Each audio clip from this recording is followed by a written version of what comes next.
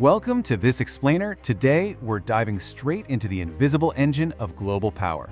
We're going to unpack a seriously fascinating topic: how one single year, 1973, completely changed the very concept of money forever.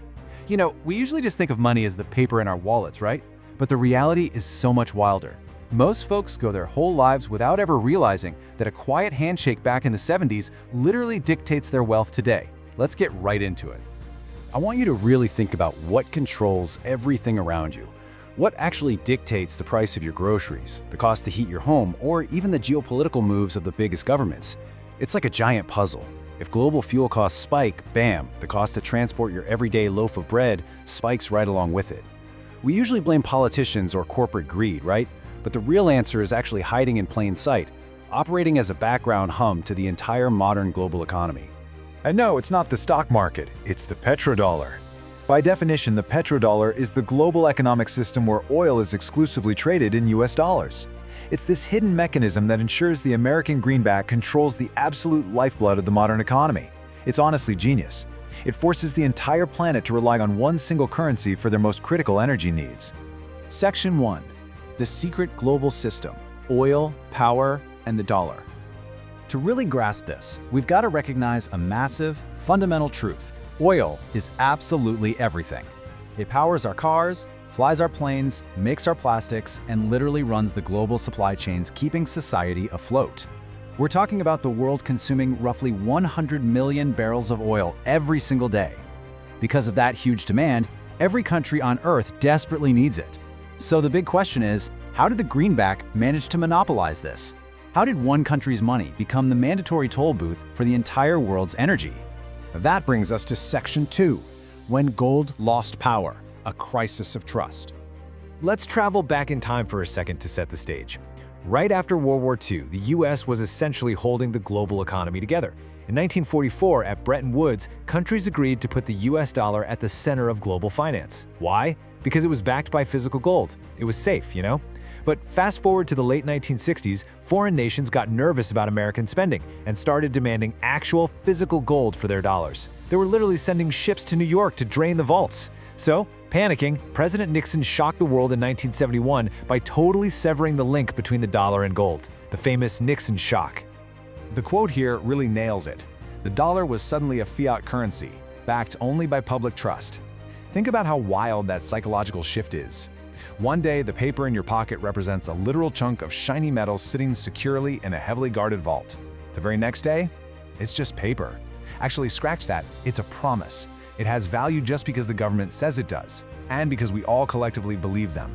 But trust is extremely fragile, especially in the cutthroat world of international economics. So this sets up a massive existential crisis for the US at the time. With inflation creeping toward double digits and lines wrapping around gas stations, how on earth did the US keep the dollar from completely collapsing? The stakes literally could not have been higher. They desperately needed a master stroke to save the currency. Basically, they needed a new kind of gold to back their paper. Let's look at Section 3, the 1973 Master Deal, the birth of the petrodollar. This is where the legendary handshake happened, right in the middle of the massive 1973 OPEC oil crisis. The US approached Saudi Arabia, the world's biggest oil producer, with an incredibly simple yet totally world-altering exchange. The deal was this: Saudi Arabia agrees to sell its oil exclusively in US dollars. No other currency accepted, period. In exchange, the United States provides high-tech American military protection and advanced weapons. A flawless security pact perfectly merged with a financial monopoly. And you can guess what happened next. A massive domino effect. Since the Saudis were the absolute biggest producers and the de facto leaders of OPEC, their decisions carried enormous weight globally. The rest of the world's oil-producing nations quickly fell in line and adopted the exact same exclusive pricing policy. And just like that, boom, the petrodollar was officially born.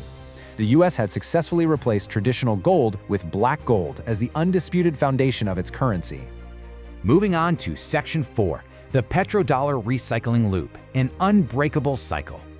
Now, this 1973 Master Deal didn't just stabilize the dollar, it created a massive, unbreakable financial loop that props up American power to this very day. Let's follow the money. Step 1. A country without its own oil reserves, say Japan, desperately needs energy. But to buy it, they are forced to buy US dollars first. Just think about the sheer scale of artificial demand that creates. Step 2, this funnels billions directly to oil nations in the Middle East. And Step 3, those oil nations don't just sit on the cash, they pump it straight back into America. Let's look at exactly where that recycled money goes. By funneling these petrodollars into American assets, oil nations are buying up U.S. Treasury bonds, American real estate, and Wall Street stocks. Now, why does this matter to you and me? Well, it's absolutely crucial. This continuous artificial flood of foreign cash suppresses U.S. interest rates. That translates directly into cheaper mortgages for home buyers, more affordable car loans, and a booming stock market. It lets the U.S. government borrow money super easily to fund everything from domestic programs to the military, all financed by the recycled profits of global oil. And because everyone on Earth is literally forced to use this dollar loop just to keep their lights on, the United States gained an extraordinary superpower. They gained the unprecedented ability to weaponize their financial system across the globe. Think about it. If every transaction for the world's most critical resource has to pass through the U.S. banking system, the U.S. can simply cut off a rogue nation's access. Financial sanctions became a geopolitical weapon just as powerful and devastating as an aircraft carrier, and it all traces back to that single 1973 agreement. Which brings us to our final section, the future of global money, cracks in the system. That landscape perfectly designed in 1973? Well, today, it's facing its absolute biggest challenge yet. We're seeing massive de-dollarization momentum building worldwide. Powerful nations, specifically the BRICS alliance, Brazil, Russia, India, China, South Africa, are actively trying to bypass the dollar.